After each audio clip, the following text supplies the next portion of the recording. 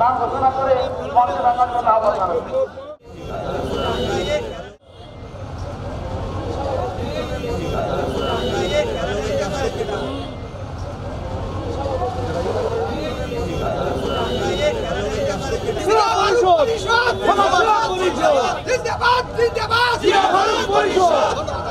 একত্রিশ দফা কর্মসূচি আছে, এটা জাতির জন্য, দেশের জন্য মঙ্গল।